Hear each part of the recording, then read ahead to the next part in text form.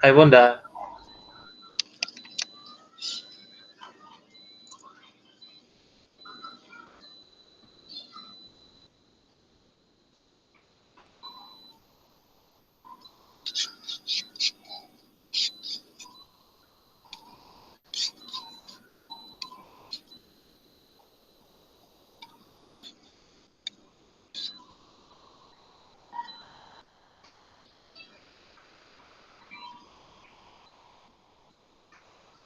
Nampak tak?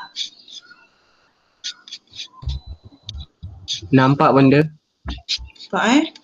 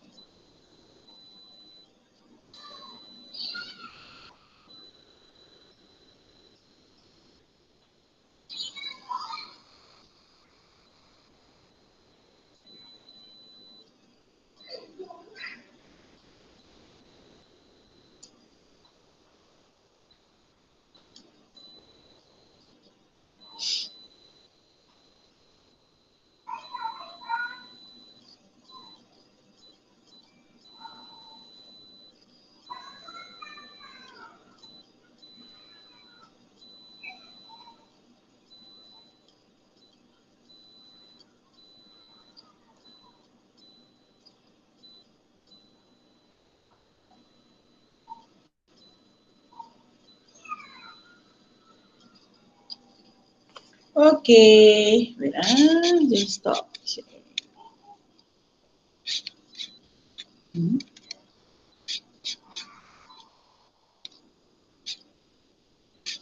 Okay, itu video daripada tim ni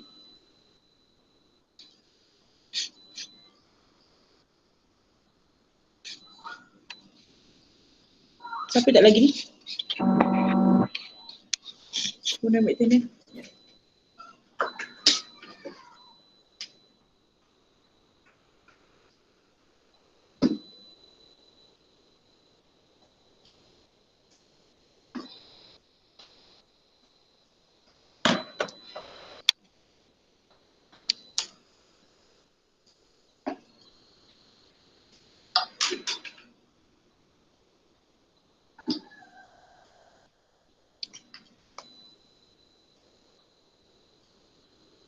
Aku nak ambil tanda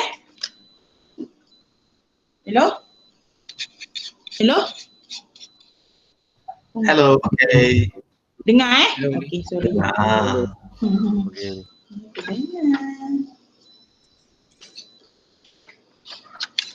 Alright, kita mulakan kelas kita dengan umur kita Al-Fatihah dulu Al-Fatihah semua. Bonda jap. Siapa yang dalam kelas ni pandai baca doa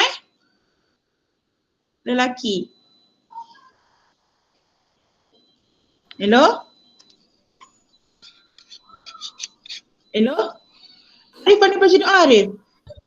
Ya, Bunda. Akram pandai baca doa? Okay, Akram boleh, ni Bunda. doa.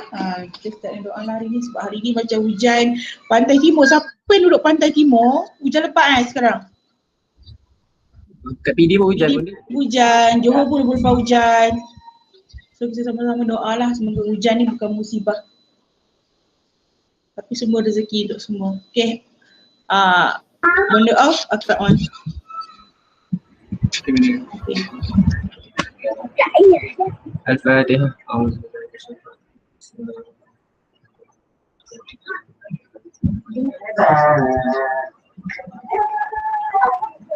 Bismillahirrahmanirrahim.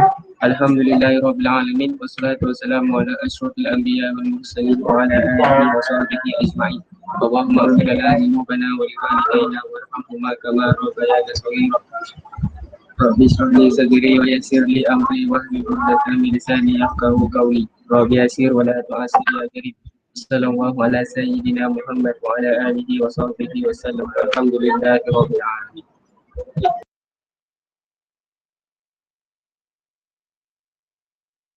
Terima kasih Akram.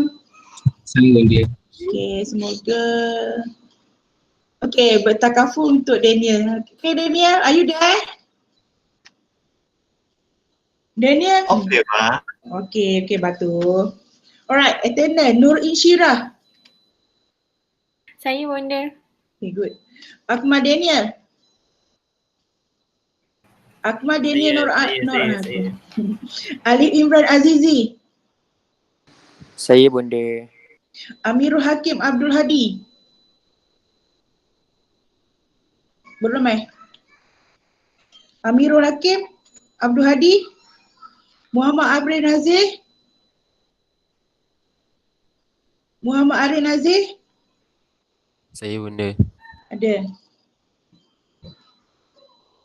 Muhammad Sirajuddin Miyusri. Saya. Fatin Atika binti Mak Yaakob. Saya Bunda. Muhammad Akram bin Muhammad Sani. Saya Bunda.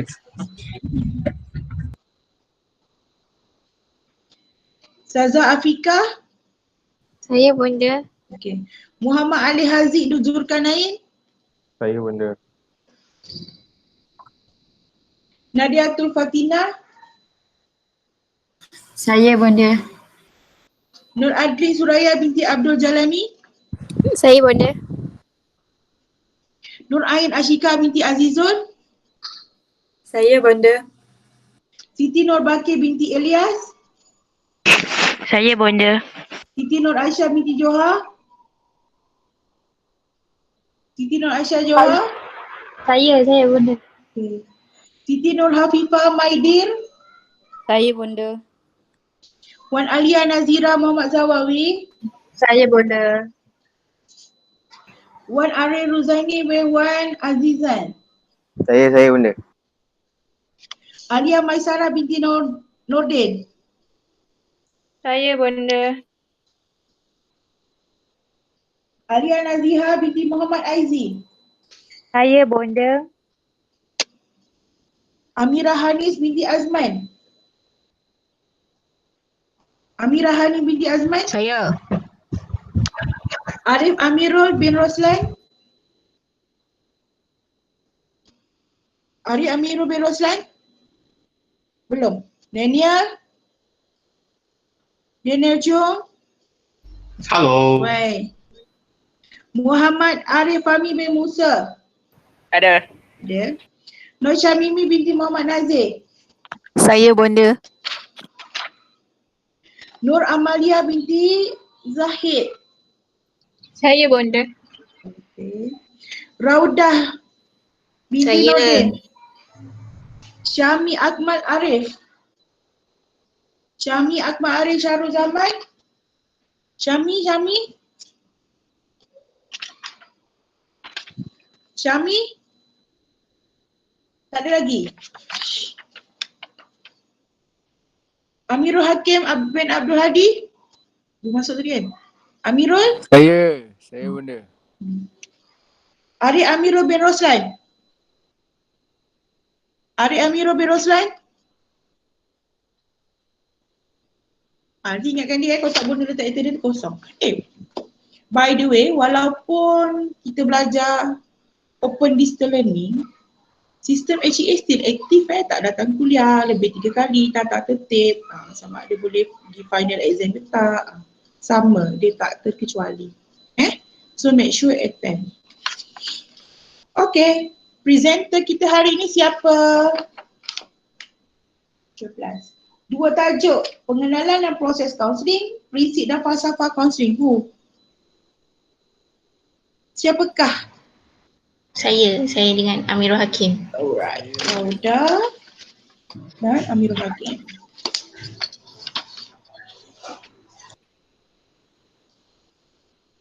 Okay, Rauda boleh mula. Bonda untuk suara Bonda. Rauda dan Amirul Hakim, Rauda. Rauda? Bonda. Ya. Okay.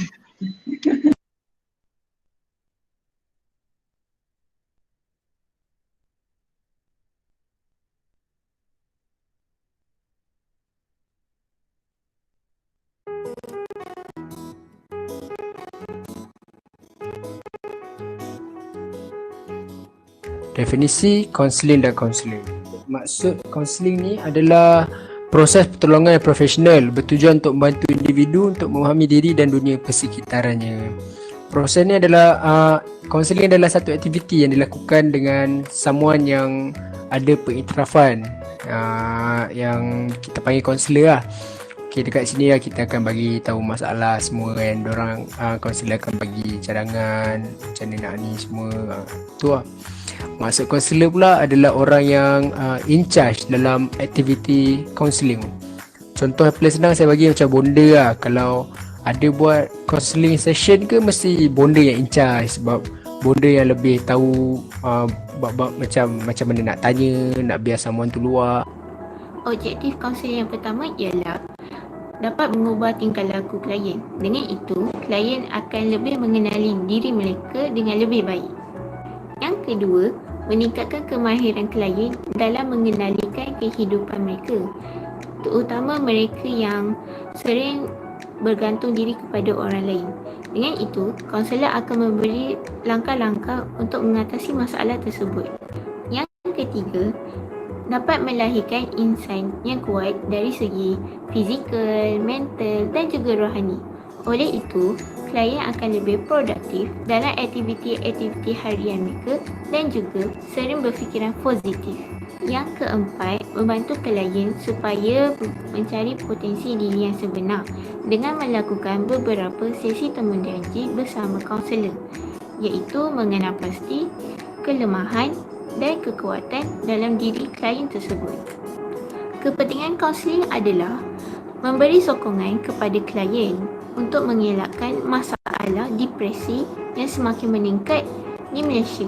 Dengan itu, klien akan menceritakan tentang masalah yang dihadapi kepada kaunselor.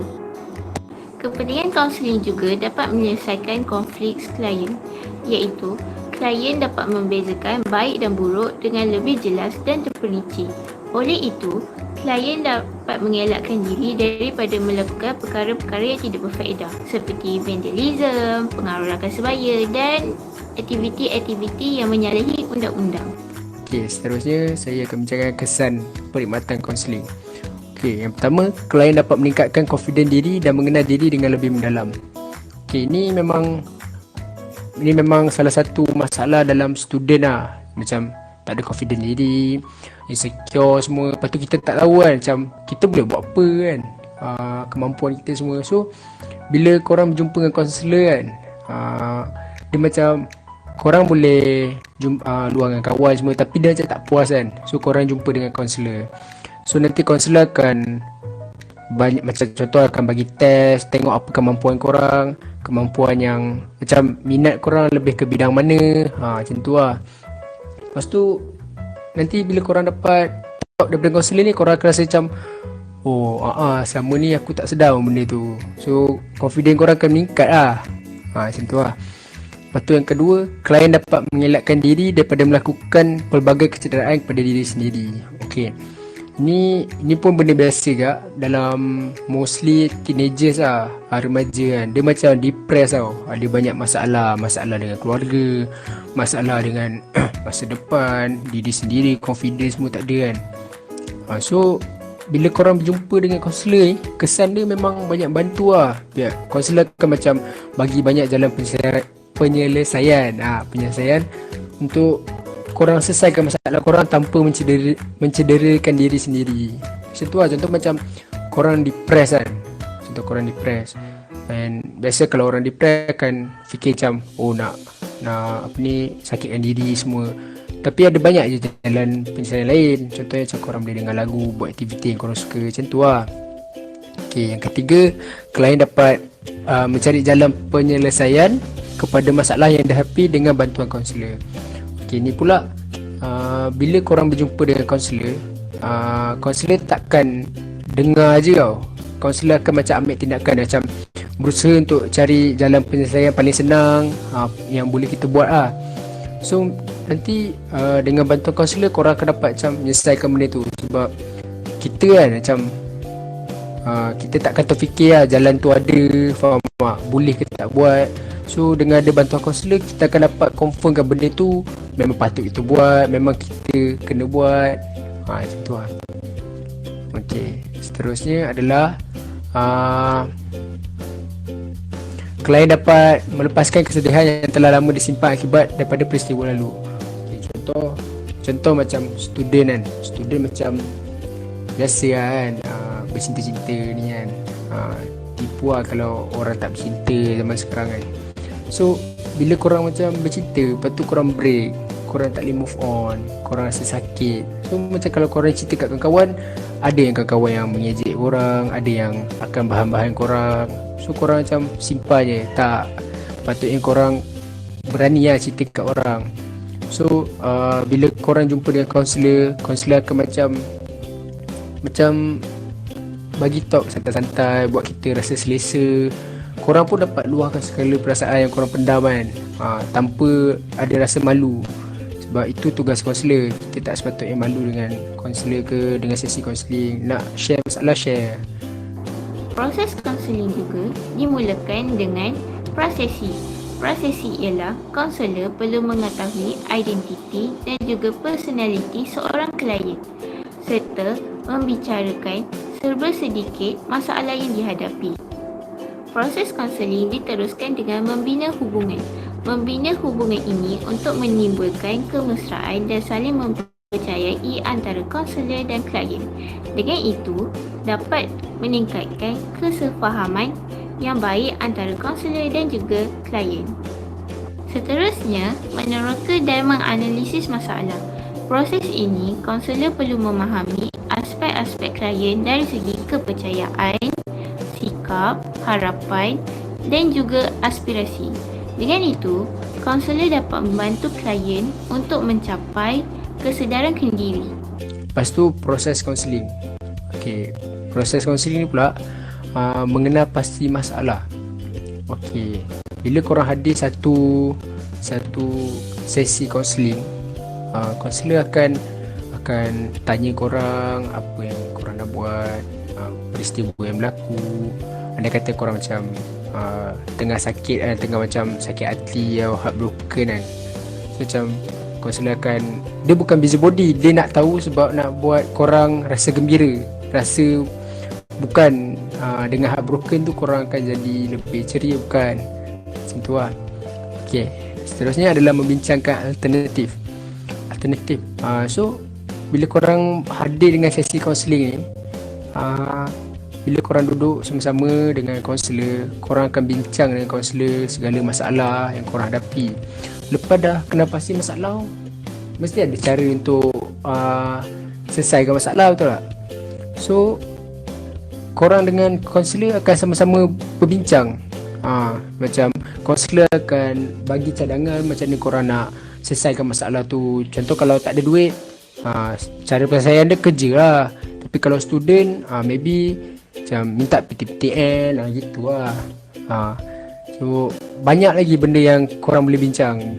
Bukan setakat macam sakit hati, heartbroken tu, bukan tu je lah. Ada banyak masalah kat dunia yang daripada heartbroken ni. Okay, seterusnya adalah mengambil tindakan. Okay, kalau korang dah bincangkan satu langkah nak atasi benda tu kan, takkan dah bincang tak buat, betul tak? So mesti ada tindakan yang perlu diambil. So korang dengan kaunselor akan sama-sama bertindak.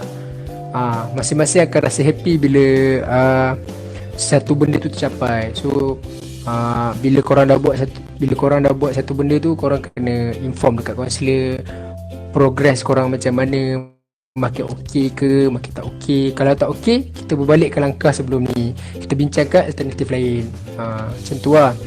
Okay, yang terakhir adalah menamatkan sesi. Selepas segala masalah semua dah habis, telah diselesaikan sama-sama dengan kaunselor, korang akan tamat sesi. Dua-dua akan rasa puas hati, perkara yang perlu dibuat pun dah selesai, dah tak ada benda lah. Melainkan korang hadir ke sesi kaunseling yang baru untuk menceritakan masalah yang baru.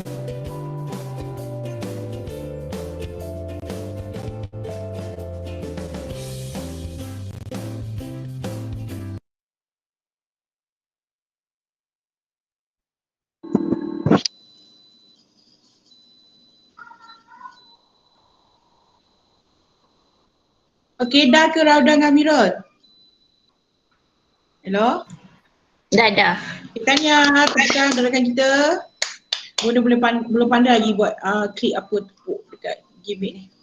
Okey, Rauda macam pembaca berita. Wah, Amirul rasa confidence level tu naik kalau buat rambut macam tu. Mana dia Amirul?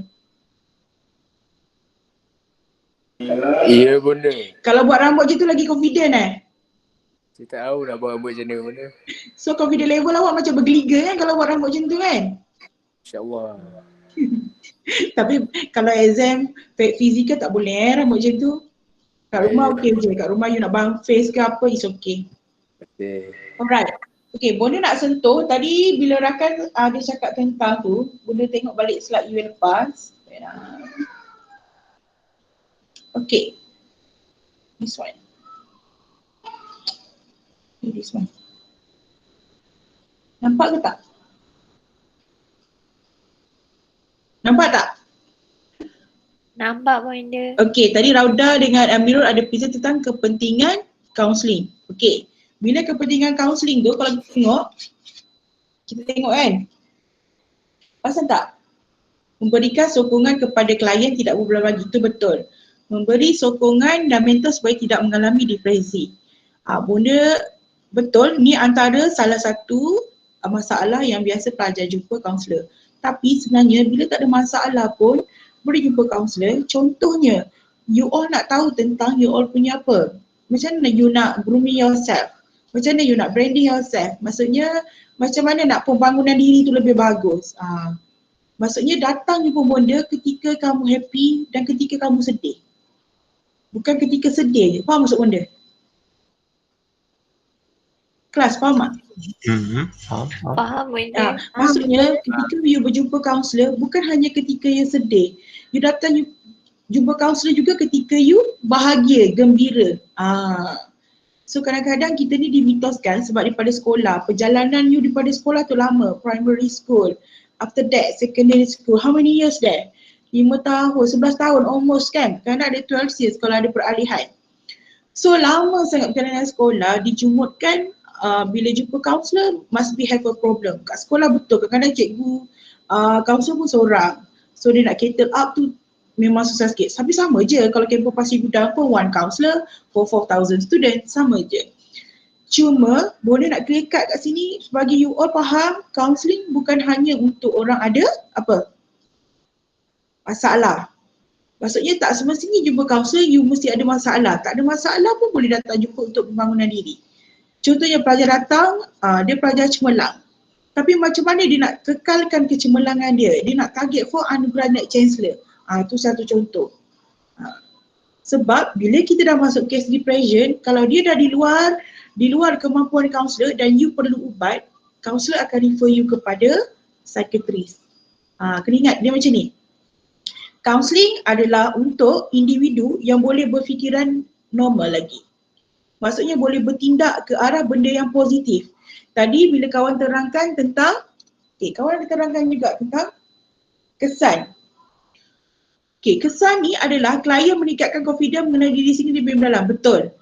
So, bagi orang yang positif, yang boleh berfikir dengan baik, yang dia ada celik akal yang bagus, dia boleh ke arah tu. Tapi, nanti you all akan nampak rakan-rakan, dia tak boleh fikir dah ke arah tu. Dan you rasa, tak logik lah. Kau tak solat ke? Kau ni memang bermasalah ke? Takkan tu benda simple tak boleh fikir. Contoh, ada orang memang dia tak boleh nak fikir. So bila dia dah tak boleh nak fikir, sebab tu kaunselor akan refer dia kepada psikiatris. Sebab psikiatris akan bantu dia dengan ubat. Dia macam kita sakit gigi lah. Kadang-kadang kita sakit gigi, after kita gosok gigi will be okay. So tak payah jumpa dental. Tapi kalau sakit sangat, nak kena cabut juga gigi tu. So kena pergi jumpa doktor gigi. That is the solution. You get what I mean? Faham tak? Kelas faham tak? Faham. Okay. Faham. Faham benda Okay. So bila Amirul present untuk mengelakkan daripada melakukan kecederaan diri sendiri, betul. Sebab kadang-kadang bila seseorang rakan awak tu unconscious, bila unconscious dia dah tak tahu nak buat apa, dia cuba nak bunuh diri, cuba nak kelar diri, cuba nak menyakiti diri sendiri. Tahu tak, kalau kita ni menzalimi diri kita sendiri, dosa besar. Sebab tu dalam Islam, kenapa bunuh diri tu terus ke neraka? Sebab belum lagi di alam barzah, di alam mahsyar hukumannya nanti. Cuma sebab solution bunuh diri tu bukan adalah solution terbaik. Kita orang Islam jangan sesekali ke arah tu. Berdoa banyak-banyak jangan ke arah tu. Okay, yang bukan Islam pun, Kristian pun dia percaya. Betul tak Daniel? Kristian pun tak mengajar untuk dia punya penganut untuk bunuh diri bila ada masalah. Betul Daniel? Betul. Betul. Semua agama boleh percaya, even Hindu, Buddha, dia tak mengajar macam tu. Kita yang create benda tu sendiri. Okay. And then klien dapat mencari jalan penyelesaian kepada masalah dihadapi dengan bantuan kaunselor. Okay. Bila you dapat klien, sebab tu nanti after midterm, kita akan ada bengkel. Bengkel iaitu certified for rakan kaunselor. You all 28 orang ni akan certified for rakan kaunselor. Faham maksud benda? So dalam waktu tu, you akan belajar teknik, cara-cara yang mana, macam mana Raudah present tadi, proses prosesi, proses meneroka, kemahiran membina hubungan, benda tu semua kita akan belajar. Sebab you kena ingat, bila seseorang ni ada masalah ataupun ada isu yang dia nak kongsi, pertama kita tengok emosi dia pada tahap tu apa? Happy ke sedih? Okay, so emosi dia ketika datang adalah sedih, so kita nak end up dia mesti dalam keadaan gembira ataupun dalam keadaan tenang. Contoh, and at the same time, emosi sedih, kognitif dia tahap yang mana? Kognitif dia boleh berfikir dengan baik tak? Kalau tak boleh berfikir yang baik, sebab tu pun juga ada isu dia tak boleh nak fikir dah, sebab tu kita kena refer dia kepada psikiatris. Kenapa dia nak bunuh diri? Dia tak boleh dah, rupa-rupanya dia memang ada ciri-ciri masalah mental yang lain yang mungkin daripada kecil dah besar baru kita detect. Contohnya orang yang terlalu pembersih, orang yang dia banyak kategori. Contohnya terlalu pembersih maksudnya dia ambil wuduk 10 kali. Dia nak semayang, kita ambil wuduk sekali je, betul. Dia ambil wuduk 10 kali sebab dia rasa tak bersih dengan basuh sekali. Contohnya dia menganggap dia ada 10 orang adik-beradik, bila dia nak ambil wuduk dia kena ambil 10 kali. Salah lah sebab ketika tu dia dah tak rasional. Kita nampak benda tu simple, tapi sebenarnya dia memenatkan diri dia. Bila penat kita bagi ubat supaya dia rehat. Okey, seterusnya klien dapat melepaskan kesedihan. Betul. Kesedihan ni paling penting. Kadang-kadang bunda percaya you all suka share dalam sosial media, betul? Betul tak you all punya generasi? Twitter, betul tak? Betul. Twitter, Insta lah. Twitter dengan Insta memang depan. And then TikTok tak luar. Lepas tu nanti you akan dapat netizen punya komen, tau. Komen ni dah ada dua cabang. Sama ada komen positif dengan komen negatif. Kena ingat syaitan kat luar ni suka mempengaruhi diri kita untuk menjadi netizen yang negatif, untuk kita tulis-tuliskan benda yang negatif. So bayangkan orang tu ketika dia meluah perasaan and then orang tulis dia negatif. Sebab tu kenapa ada tak kes yang you all dengar yang dia nak bunuh diri, lepas tu orang sudah bunuh diri, dia bunuh diri. Ada tak? Di Insta. Hello? Ada. Ada kan? So maksudnya dia ada kan? So benda-benda macam tu lah, dia minta feedback daripada Insta, minta feedback daripada tweet. Orang pun macam tweet simple, tapi dia take is serious and then dia bunuh diri dia. Sebab dia kata, ramai lah vote untuk I bunuh diri. So dia bunuh diri. And then apa dia dapat? Tak dapat apa, nothing. Dia lagi meninggalkan kesan kepada keluarga dia, kesian. Okey, seterusnya klien dapat menambah pengetahuan untuk menghadapi liku-liku hidup. Menambah pengetahuan tu bermaksud adalah supaya rakan yang you nak bantu tu ataupun klien yang hadir di kaunselor tu, dia bertingkah laku rasional dalam tindakan yang dia akan ambil. Okey, contoh, you didatangi seorang kawan yang couple, sebab tadi banyak yang Amirul sebut tentang crush, putus cinta and so on tu. Okey, contohnya perempuan and then dia ada boyfriend. And then dia tanya you, kita orang ni tak nak kahwin tapi kita orang nak bersekedudukan. And you all nak bagi jawapan yang macam mana pada kawan macam tu? Bah, kahwin saja. Okay, kahwin saja kan? Okay, kahwin saja. Tapi Daniel, dia tak nak kahwin pun. Boleh berpaksa. Tidaklah. Okay, you Christian, you yang bukan non Muslim pun you looking for that kan, positive way, you must be married. Tapi kalau kita bagi dia solution yang salah kat kawan kita, okay tak apalah, kau sudahkan, kau guna protection. So you memberi dia jalan yang tidak rasional lah, jalan yang salah. In the end, lelaki tu dia akan tinggalkan perempuan tu. Ataupun contohlah kalau dia dah bersedudukan banyak kali and dia kahwin pun, perkahwinan dia insyaAllah tak bahagia. Sebab dia membina masjid daripada apa? Dah tazkirah pula. Dia membina masjid daripada jalan yang maksiat. Dan kena ingat lelaki tu mesti akan ukit balik kat isteri dia satu hari nanti. You terlalu murah. So macam mana benda tu? So kita kena ajar yang perempuan tu how to be pride. Maksudnya maruah diri tu kena jaga. Kena ingat pelajar perempuan dalam kelas ni ada berapa orang? Kita bagi dua sebenarnya, 50-50, kelas lelaki dan perempuan. Perempuan kena pandai jaga diri Omar sebab kita ada apa? Kita ada dara kita kan? Lelaki ada dara tak? Hello, lelaki ada dara tak? Tak ada. Kan lelaki tak ada dara, macam mana kita nak detect lelaki ada dara? Kalau you all ada formula tu, share lah dalam kelas ni, semua orang nak tahu. Perempuan-perempuan semua nak tahu, termasuk bonda. Macam mana nak detect lelaki tu dia ada teruna dia. Tak boleh kan? Perempuan kita boleh detect sama ada ada ke tak. Okay, bonda nak raudah, pick seorang kawan, suruh kawan tu bagi satu situasi masalah, kita sama-sama selesaikan untuk capai objektif yang berkesan. Macam you punya circle tadi. Okay, Raudah, are you there? Ya, saya.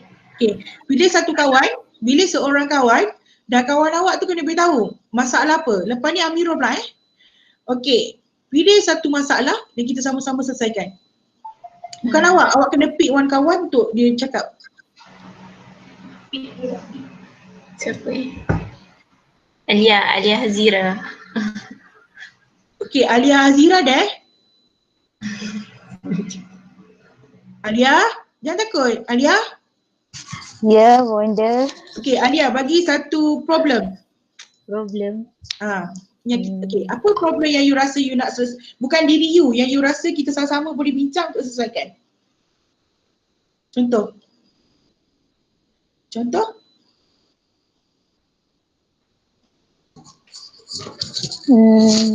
Macam online, belajar online.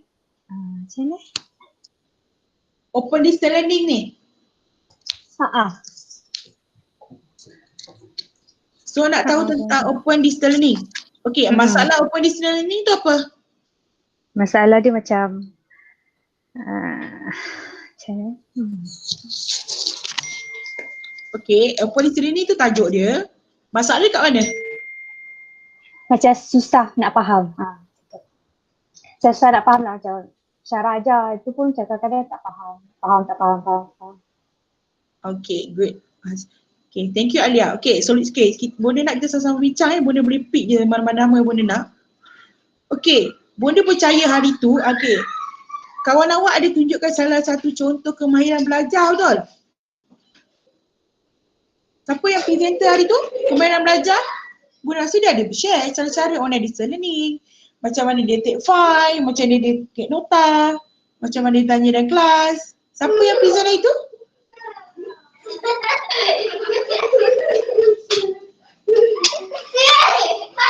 Hello, siapa ya?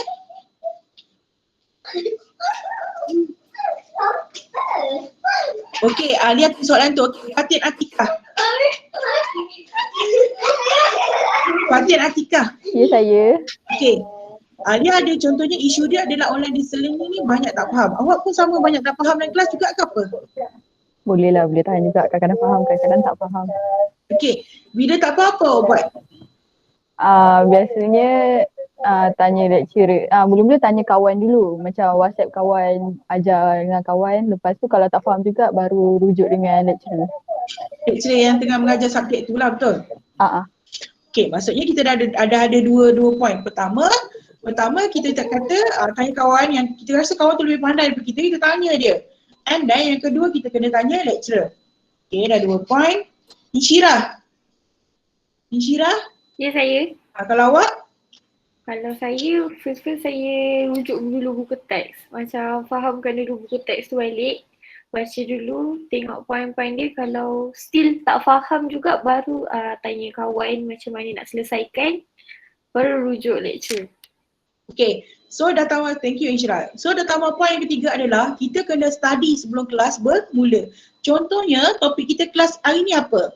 Okay, boleh tengok bila Rauda, Amirul presentation sebenarnya dia faham benda tu. Dia faham tentang proses counselling. Sebab tu bila dia cakap tu boleh nampak word-word dia. Maksudnya dia study bukan setakat untuk slide ni.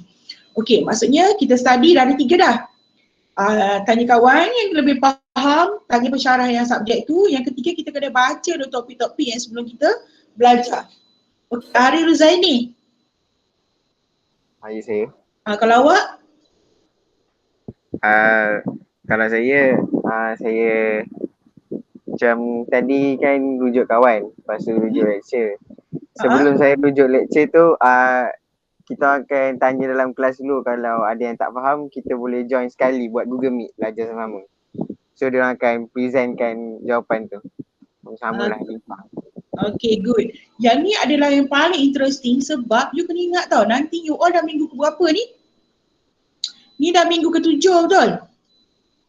Minggu ke-7 kuliah, contohlah kalau dalam kelas tu ramai tak faham, Bonda percaya pensyarah memang dia akan buat kelas khas untuk pelajar-pelajar yang tak faham. Tapi make sure lah tanya lah dalam kelas, tak rugi pun tanya.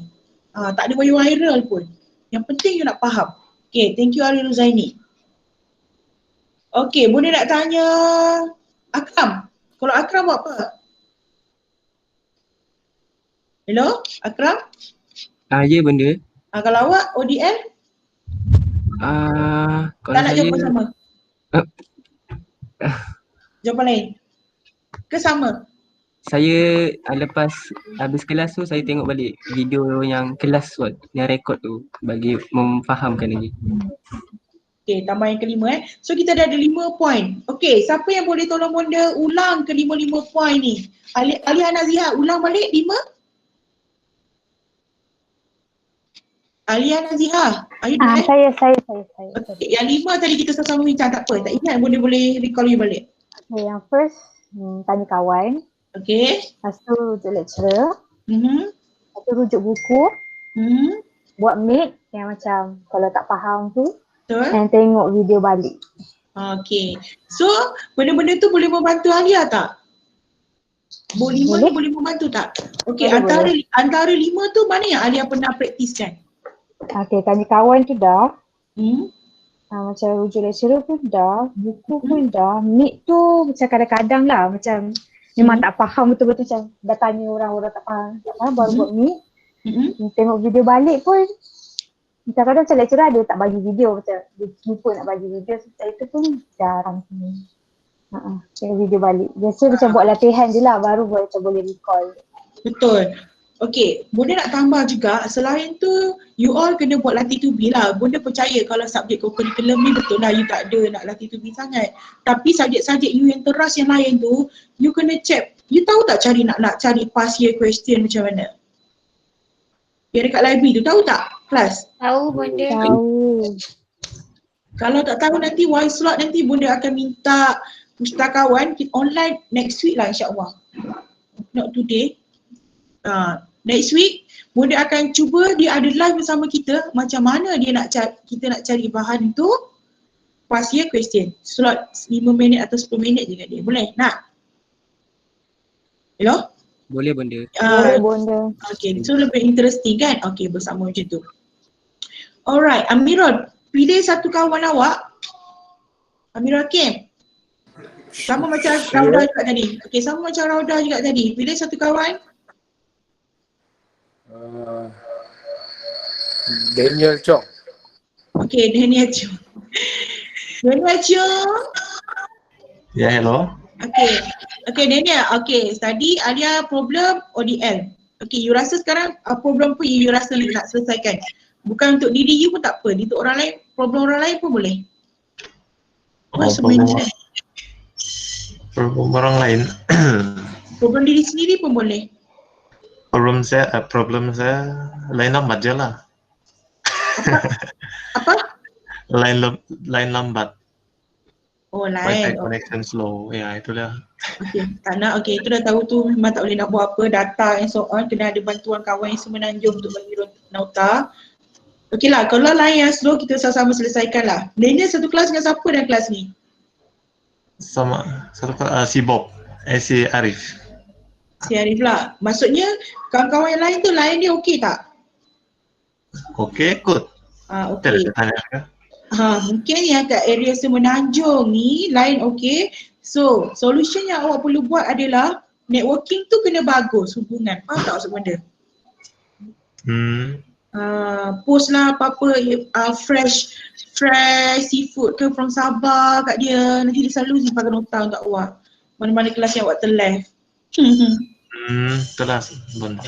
Maksudnya Denny kena ada kawan yang Denny tahu line dia okey. Bila ketika awak putus tu, awak tahu line ketika tu siapa yang nak backup awak? Tidak tahu. You tak ada kawan ke apa? Ada, tapi malas saya minta tolong. Tak suka minta tolong kawan. Sendiri. Okey, biasanya kalau kita tak nak minta tolong kawan sebab kita tak nak terhutang budi kan? Ya. Ya, tapi sebenarnya dalam hidup ni dia macam ni, boleh bagi tip. Terhutang budi boleh, tapi kita tak nak terlalu banyak. Faham tak maksud benda? Maksudnya bila kalau kita memberi, kita menerima. At the same time kita pun memberi sesuatu dekat dia dan kita menerima. So benda tu you takkan nampak dia terlalu terhutang budi. Faham tak maksud benda macam mana? Dia ni. Faham? Sebab contohnya kalau jumpa seorang kawan, dia je yang beritahu tentang apa, tapi you tak bagi apa-apa dekat dia. You tak ada apa-apa. Okay, tak apa. You cakap, I boleh ajar you Mandarin. Contoh apa kelebihan yang you ada boleh ajar dekat dia. So orang tu pun macam appreciate lah nak tolong you. You pun happy menerima pertolongan daripada dia supaya tak terlalu terhutang budi. Faham tak sebenarnya? Ke tak clear? Ke tak clear? Clear. Faham. Tapi okay, kena ingat Daniel. Memang kadang-kadang you tak nak terhutang budi ke sebab you malu? Nak hutang budi, tidak ada saya malu sangat. Malu jugalah kan? Tidaklah sangat lah. Tidak malu? Okey je. Okey, maksudnya boleh lah. So dari segi awak punya confident level okey. Sebab tadi kawan ada terang juga. Dia adalah membantu untuk confident diri yang tinggi. Confident ada. Maksudnya nak keluarkan confident tu kat mana? Boleh Daniel? Boleh. Okey, boleh bagi Chan. Daniel pick seorang kawan untuk dia pula cakap isu dia. Pilih seorang kawan. Yang nama bonda belum sebut lagi, nama lain. Nama lain si Bob Sudah kah si Bob? Si Arif? Arif Fahmi? Ya. Arif Fahmi sudah. Arif Fahmi. Oh. Mana dia? Ya, saya. Okey tu, dia ni sebut nama awak. Isu Kalau saya ni situasi Okey. Kita ada seorang ni dia punya depression tau. Tetapi dalam satu masa yang sama dia kena gangguan spiritual juga. Kalau bonda buat tindakan macam mana tu? Okay, thank you Arif Fahmi. So gangguan spiritual memang kadang-kadang berlaku sebab you kena ingat Malaysia ni terlalu banyak sangat orang suka sihir. Betul tak Arif? Betul, santai. Sihir ni memang banyak. Even kalau you Google Shopee pun ada sihir. Kelakar. You pernah tak Google? You Google kat Lazada, Shopee, servis sihir. Keluar. Kelakar. Dengar, ada. Pelik. Tapi sebenarnya ada. So, spiritual ni, bila dia ada gangguan spiritual, okay, sebagai kaunselor janganlah semua benda kita rasa kita tahu. Tak. Tapi kita salurkan atau kita bawa pelajar untuk orang-orang yang boleh menyembuhkan diri dia. Maksudnya kita bawa dia jumpa ustaz. Tak semua ustaz boleh berubat. Ustaz yang mengamal-ngamalkan ilmu ni je yang boleh tahu. Bawa dia yang betul-betul yang berdaftar. Sebab, okay, boleh bagi satu situasi Arif. Contoh ada kawan ke Arif? Hello Arif? Ya, betul. Contohlah ada kawan yang memang ada gangguan depression dan spiritual. Contohlah dan you nampak kawan awak tu pada semester ni dia tak boleh nak belajar. Kalau contoh kita push dia belajar pun mungkin dia tak boleh nak achieve pointer yang cukup tinggi. So dia memang pertama dia kena jumpa kaunselor untuk dia punya sesi terapi tu. Kedua, nanti kaunselor akan rujuk dia kepada pusat-pusat rawatan Islam yang berdaftar untuk dia dapatkan certified dia tu tau.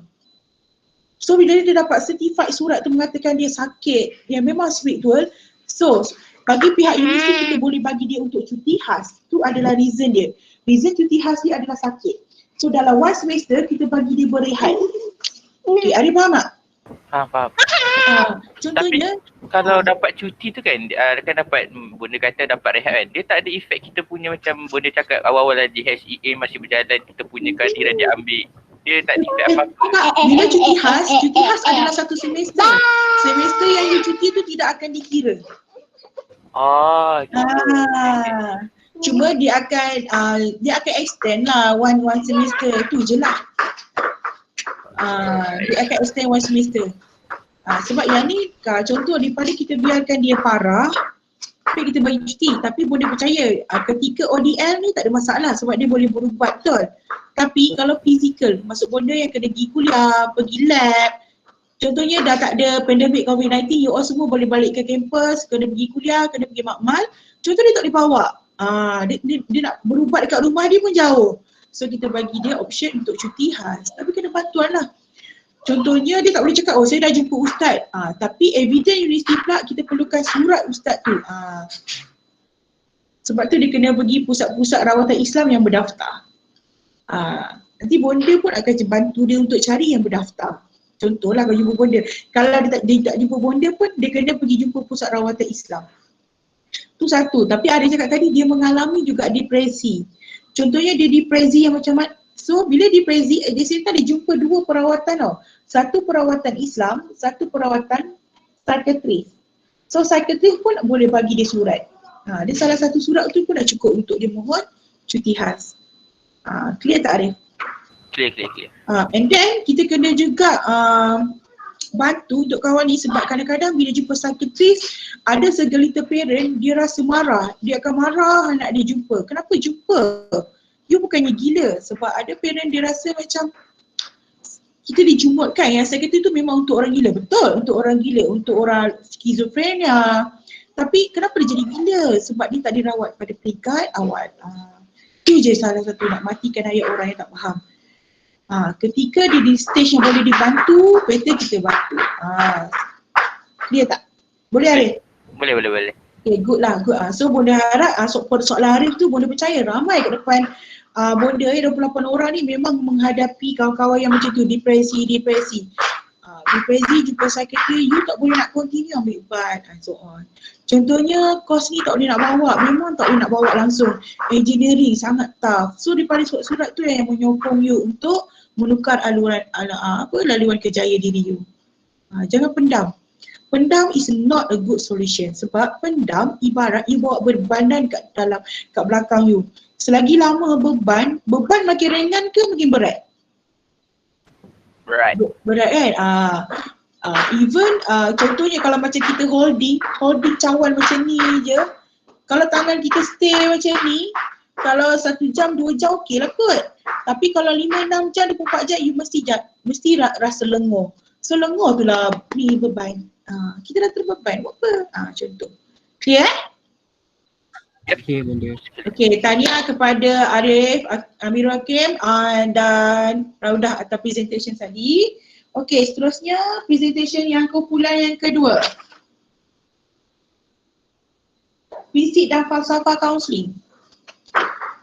Prinsip dan falsafah kaunseling siapa? Saya bonda. Awak siapa? Sorry? Ain. Ain dengan siapa Ain? Nadia.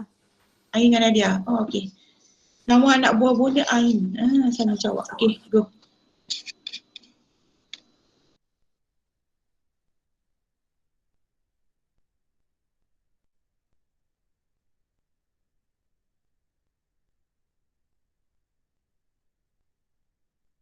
Assalamualaikum dan salam sejahtera kepada bonda dan rakan-rakan. Saya Nur Ain Ashika binti Azizul dan juga rakan saya Nadiatul Fatinah binti Amin akan membentangkan tentang prinsip dan falsafah kaunseling.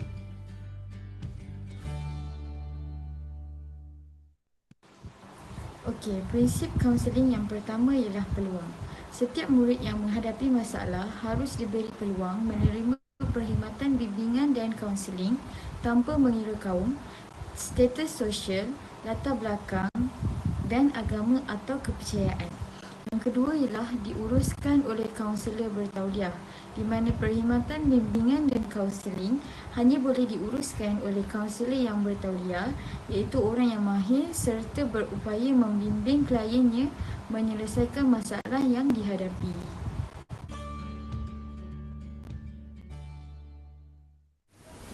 Prinsip yang ketiga adalah mengikut prosedur ataupun tata cara.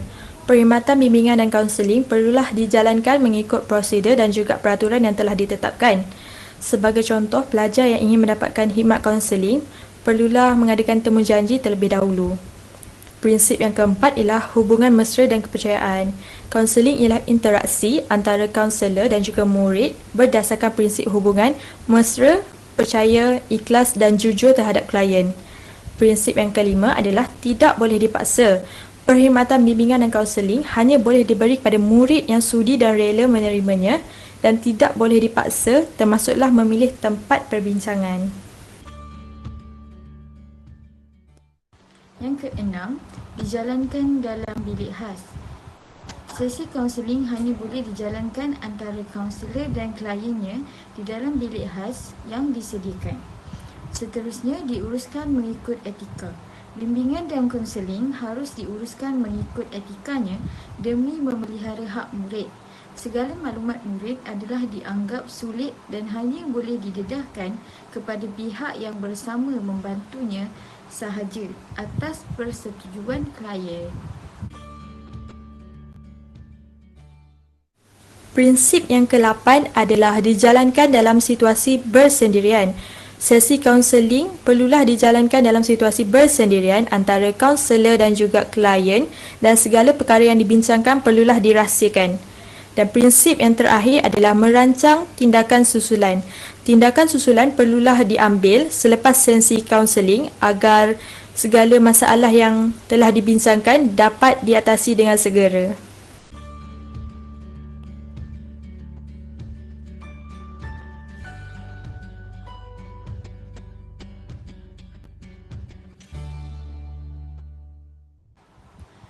Okey, yang terakhir, falsafah kaunseling. Yang pertama, setiap manusia adalah unik, iaitu setiap manusia mempunyai personaliti berbeza.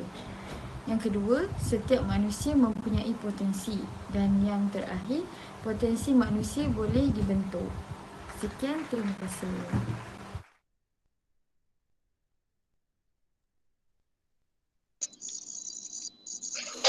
Alright, Tania, Nadia dan Ain. Alright, Nadia dan Ain. Okay. Next ni.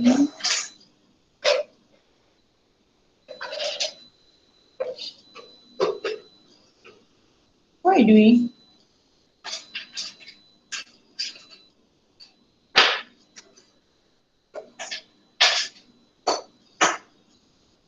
Okay. Yang ni tadi Nadia dan Ain sebut betul. Prinsip kaunseling adalah okey, pertama peluang tu bukan dia adalah konsep yang mudah adalah bahasa yang mudah adalah menerima klien tanpa syarat. Bila you all nanti jadi rakan kaunselor adalah kita tak ada nak pilih-pilih, kita tak ada the judge book of discover, tak ada. Maksudnya menerima tanpa syarat. Dia datang masam ke apa ke, contohlah klien tu datang masam. Tapi kita tak payah nak cakap dia masam, mungkin kita spray, kita hadiah, kita nak cuba tak minyak wangi ni, contoh. Ataupun bila bersesi dengan awak, dia mempunyai bau mulut yang menyeramkan, you nak berbincang dengan dia pun tak boleh, tiba-tiba you bagi peppermint kat dia, contoh. Nak tak satu, kita tak pergilah, kita cuba macam membina hubungan. Membina hubungan contohnya klien tu datang berkulit cerah ke, berkulit gelap ke, pendek ke, tinggi ke, gemuk ke, kurus. Maksudnya terima seadanya. Berlatar belakang apa pun kita terima. Itu namanya peluang. Peluang tu maksudnya menerima tanpa syarat. Ayat yang sebenarnya adalah menerima klien tanpa syarat. Okey, tanggungjawab bersama. Okey, kenapa kita ada tanggungjawab bersama? Sebab yang ni dia bagi ambil, Ain dan Nadia ambil contoh sekolah. Tapi kalau daripada lembaga kaunselor Malaysia sendiri, okey, Bunda harap the next presenter ambil maklumat daripada lembaga kaunselor Malaysia. So, contohnya selepas tanggungjawab bersama tu maksudnya klien tu setuju untuk sesi kaunseling dengan kaunselor. Tapi ada juga klien yang tak setuju. Contohnya klien yang dirujuk. Klien yang dirujuk oleh ibu bapa. Klien yang dirujuk oleh pihak fakulti. Klien yang dirujuk oleh penasihat akademik kepada kaunselor. Nak tak nak, pelajar tu kena hadir. So yang tu kaunselor akan gunakan teknik yang berbeza supaya klien still nak bantu diri dia untuk berubah. Sebab dia bukan klien yang walk in. Sebaliknya adalah klien yang dirujuk. Okay. Ain, awak pilih satu kawan, bagi dia explain, tanya satu soalan tentang prinsip kaunseling, bagi dia, make sure dia boleh jawab.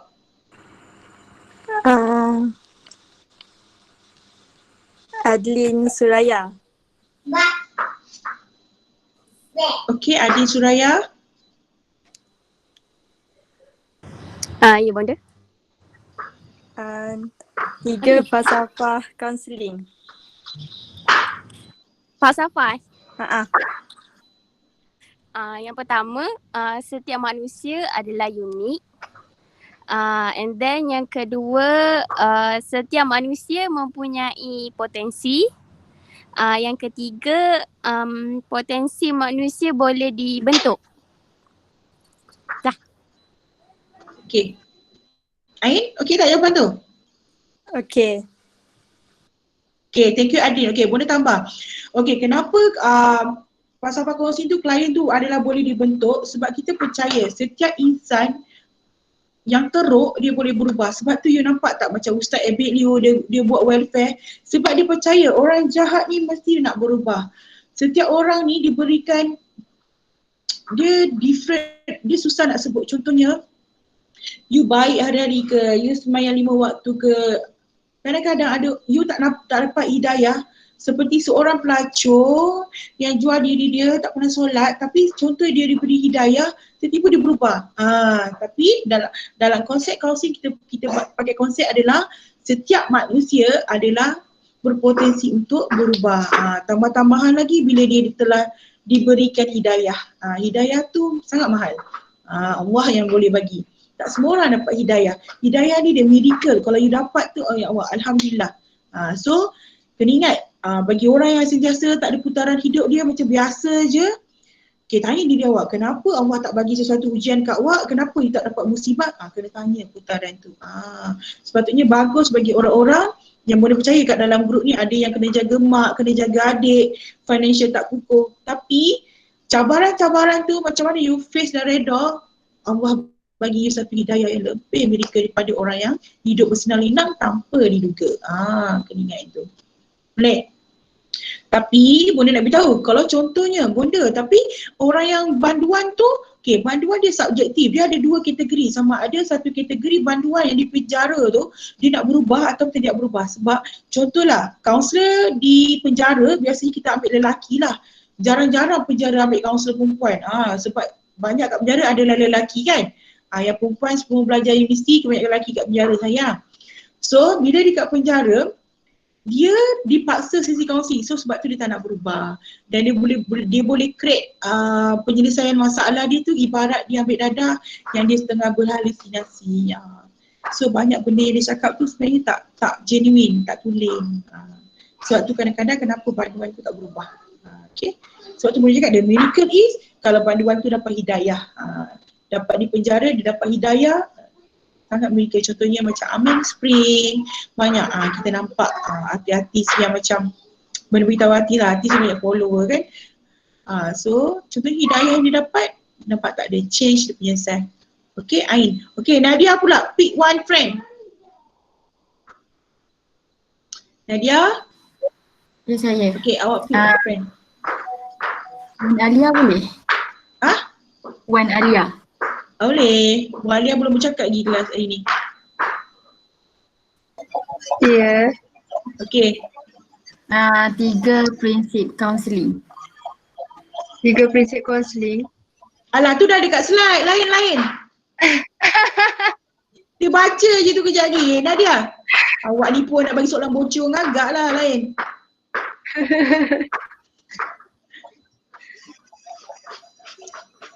Nadia, soalan lain.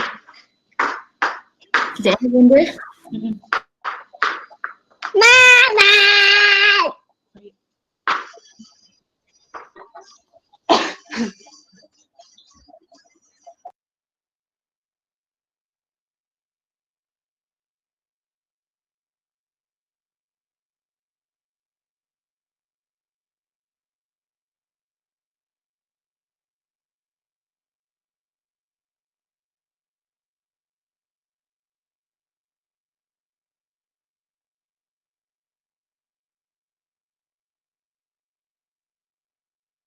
Okay.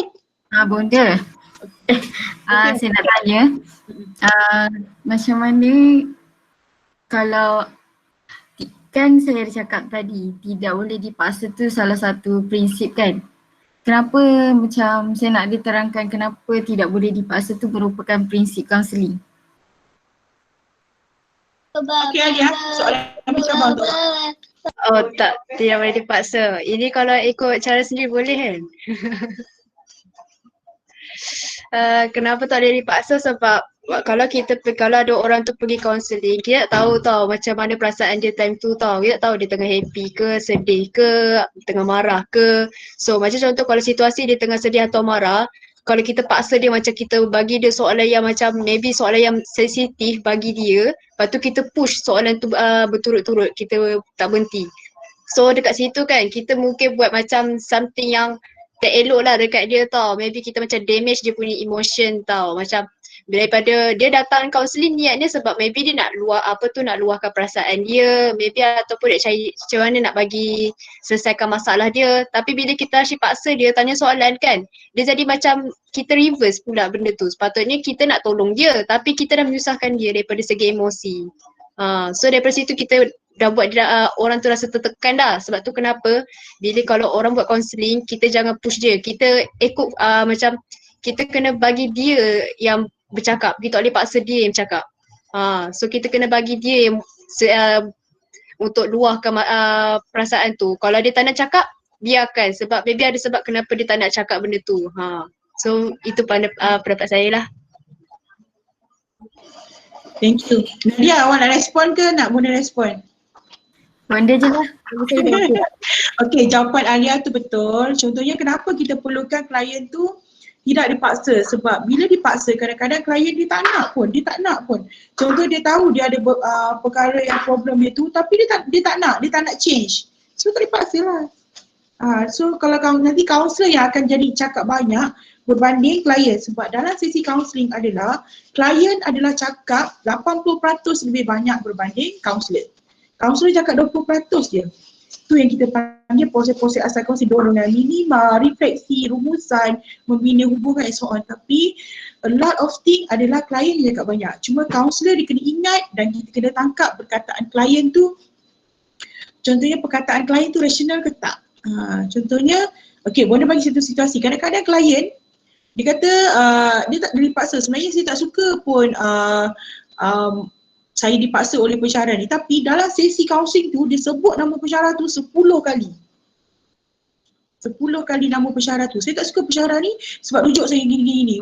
Tapi you bayang, tapi sebagai kaunselor kita akan reverse psikologi kat dia. Kita cakap kat dia, walaupun you tak suka Madam Siti Nurhaliza, tapi you dah sebut nama dia lebih 10 kali dalam sesi. Awak rasa yakin ke?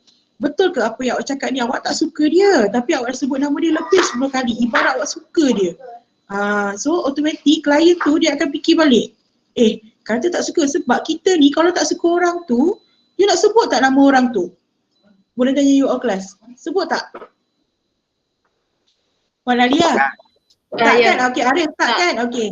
Awak kalau tak suka orang tu, you tak sebut ke? Tak kan? Apa nak sebut? You kalau boleh nak delete memori dia.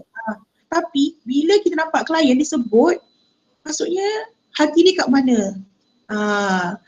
Maksudnya dia mungkin suka kepada Madam Siti Nurhaliza tu, tapi cara Madam Siti Nurhaliza tu paksa dia untuk ada sesi kaunseling, dia jadi tak suka.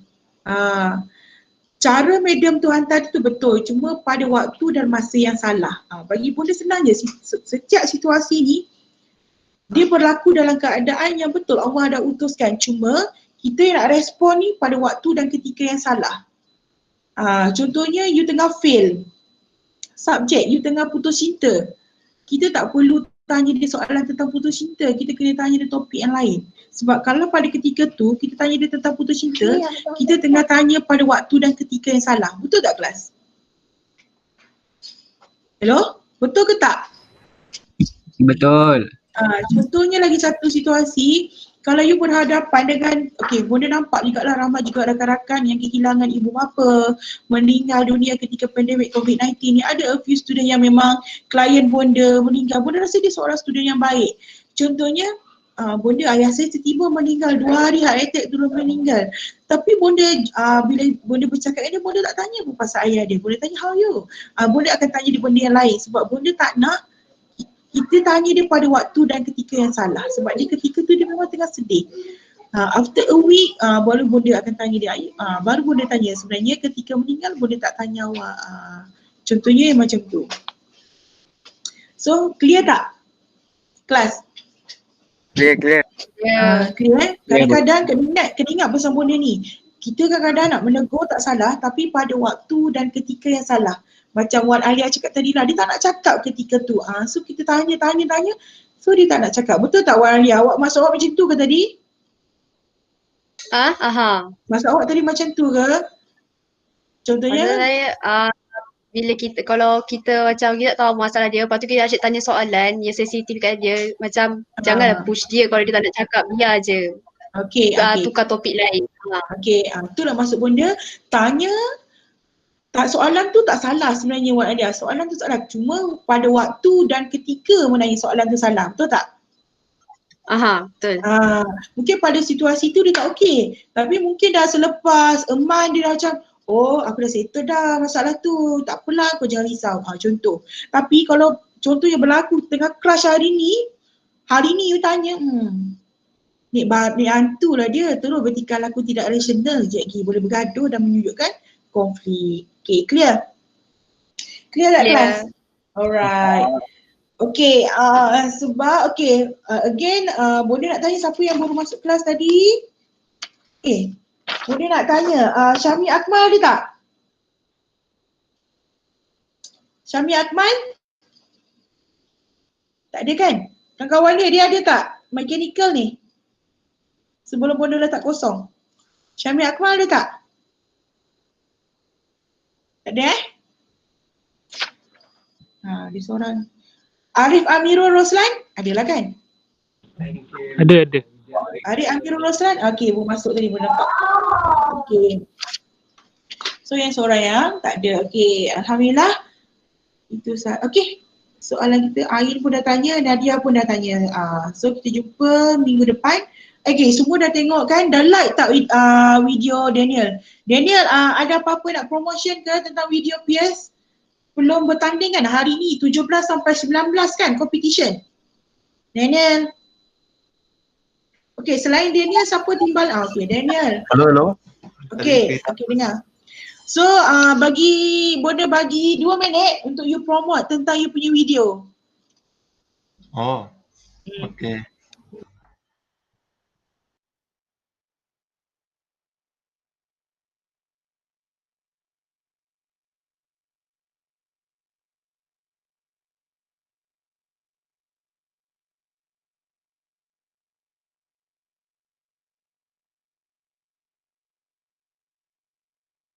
Daniel. Hello? Daniel. Hello? Boleh nak you promote? Okey. Sekarang ni apa yang syarat-syarat yang untuk jadi you menang ke apa ke untuk tu? Yang mana? Yang video. Video? Video mana? Saya baru datang nih.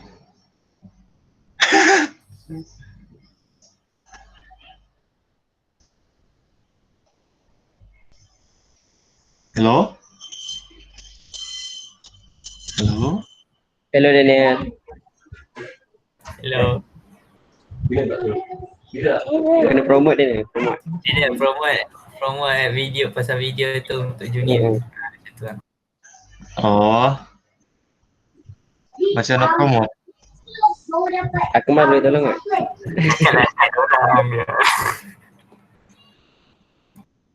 Mana bonda nih?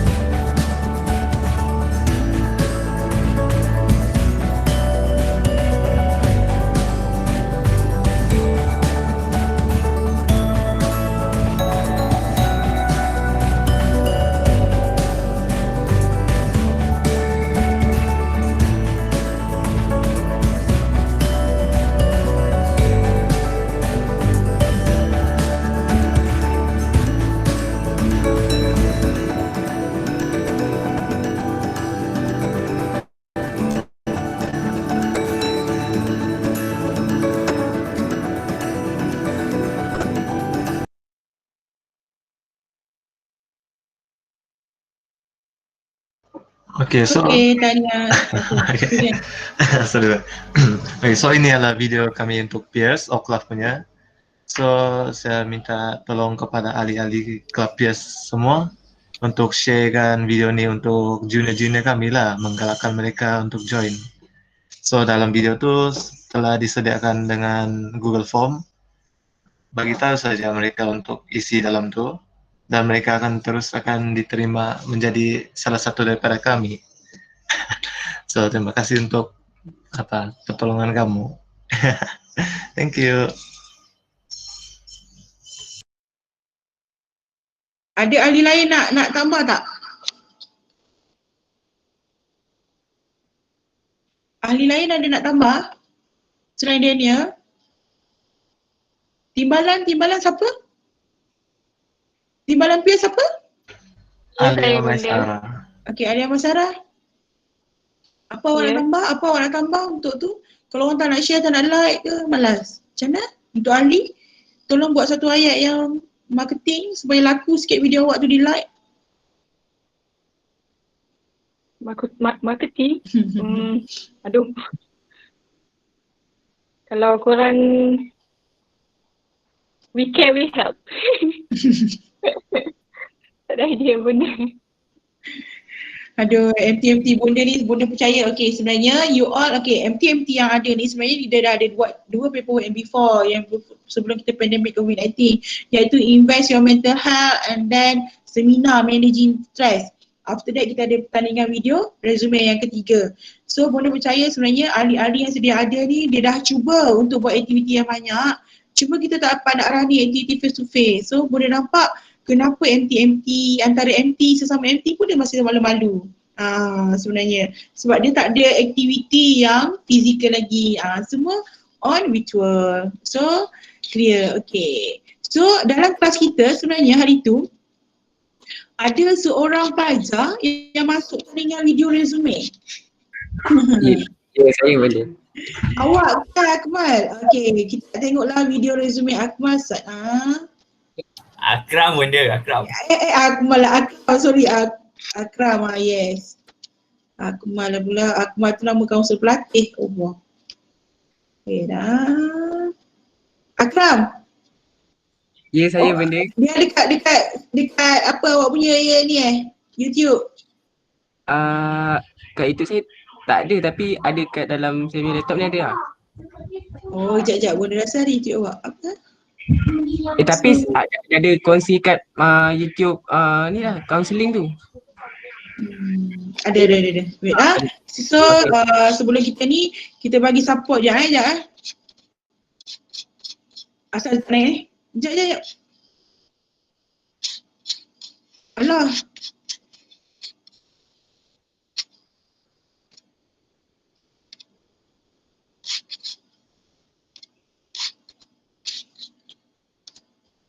Alah, dia tak nak share lah Akram. Hello? Akram? Ya, saya benda. Awak share lah. Saya share. Oh, kejap benda. Ke berat-berat tak ya? Boleh cuba. Kenapa tak boleh Present now tu tak? Pada YouTube. Entire screen. Oh my god. Sometimes okay, sometimes Apa ni, present now. Lepas tu bonda pergi dekat attack. Yes, I already there. Attack my dear. Wah, okay bebe. Benda ni kadang ingat, kadang lupa. Kalau malam pandai pula buat ni dengan online student. Vera.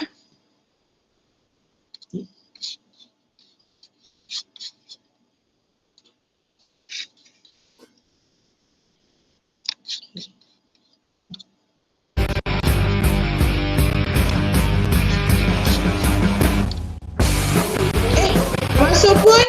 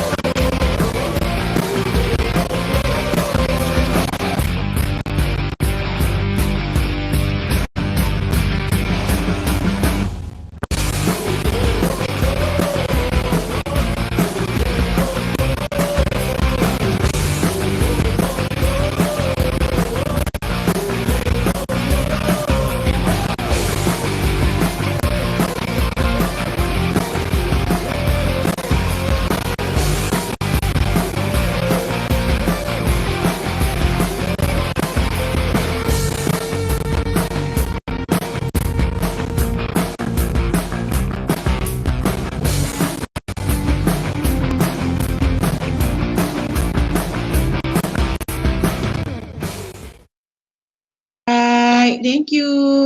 Okay, so Bonda harap you all semua pun dah boleh belajar untuk buat video resume. Boleh semua? Okay, Bonda. Kena buat. Dah kena buat dah. From now, feel free kena buat. Tambah. Nanti dah in the end tambah maklumat tu. Sekarang semua dah online yang. Sebab zaman you zaman online. So kena pandai branding yourself. Branding means puji diri sendiri berbentuk video resume. You puji-puji lah diri you dalam tu. Apa-apa pun. Isi bakul kat sendiri. Okay? Okay, Alhamdulillah. Terima kasih kelas untuk hari ni. Bonda maaf salah dan silap. Jangan lupa solat maghrib.